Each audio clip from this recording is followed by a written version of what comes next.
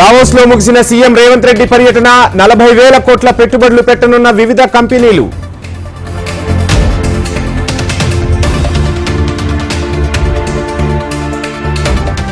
తెలంగాణ సచివాలయంలో బడ్జెట్ పై సమీక్ష, బడ్జెట్ ప్రతిపాదనలు సిద్ధం చేస్తున్న సర్కార్.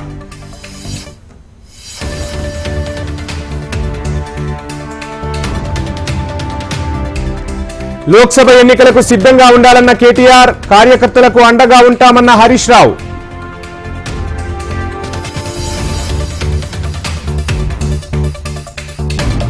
ఏకగ్రీవమైన ఎమ్మెల్యే కోటా ఎమ్మెల్సీల ఎంపిక, అద్దంకి దయాకర్కు అవకాశం ఇవ్వాలని అనుచరుల ఆందోళన.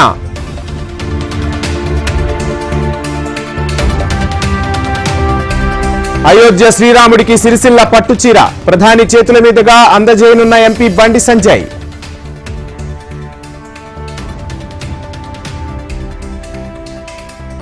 అయోధ్య రామ మందిరం అంశం రాజకీయం చేయటం తగదు, బీజేపీకి Telangana Congress incharge Deep Das Munshi counter.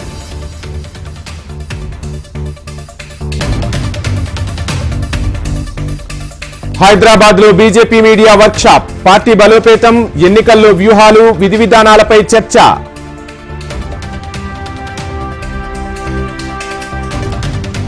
Junior NTR ఫ్లెక్సీల తొలగింపుపై వివాదం, లోకేష్ కోసం జూనియర్ ఎన్టీఆర్ ను ఇబ్బంది పెడుతున్నారన్న కొడాలి నాని.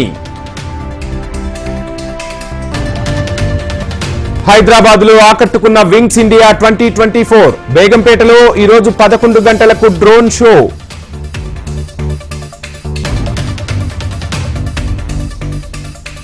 మహిళలకు ఫ్రీ బస్ సౌకర్యం కల్పించడాన్ని సవాల్ చేస్తూ హైకోర్టులో పిటిషన్, ఈ నిర్ణయం వివక్షతో కూడుకున్నదని పిటిషనర్ వాదన.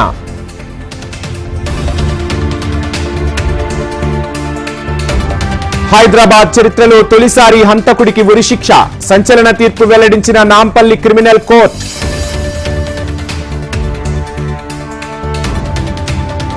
నాలుగో జాబితాను విడుదల చేసిన వైసీపీ అధిష్టానం, ఒక ఎంపీ, 8 మంది ఎమ్మెల్యే అభ్యర్థుల ప్రకటన.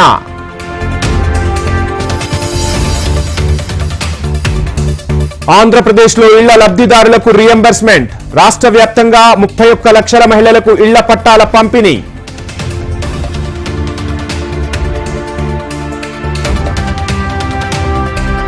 ఉత్తరాంధ్ర అభివృద్ధే తమ లక్ష్యమన్న వైసీపీ మంత్రి, విశాఖ కేంద్రంగా రాజధానిని నిర్మిస్తున్నామన్న బొత్స.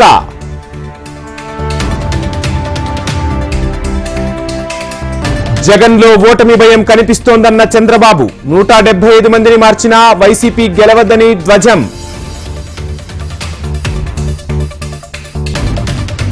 పార్వతీపురం వీరఘట్టంలో వైన్ షాప్ లో ఎక్సైజ్ సోదాలు, 2 లక్షల విలువ గల మద్యం మాయంపై కొనసాగుతున్న విచారణ.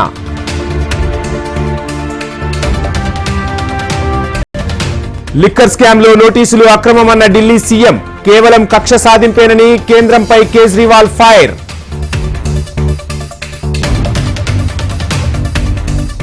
రామ మందిరంపై పోస్టల్ స్టాంపులు విడుదల చేసిన మోడీ, ఈ నెల 22న కేంద్ర ప్రభుత్వ ఉద్యోగులకు హాఫ్ హాలిడే.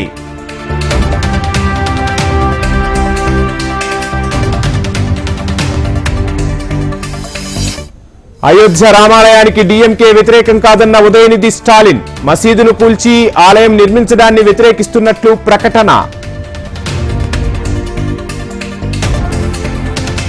ప్రతీకార చర్యకు దిగిన పాకిస్తాన్, బలూచిస్తాన్లోని ఇరాన్ స్థావరాలపై వైమానిక దాడులు.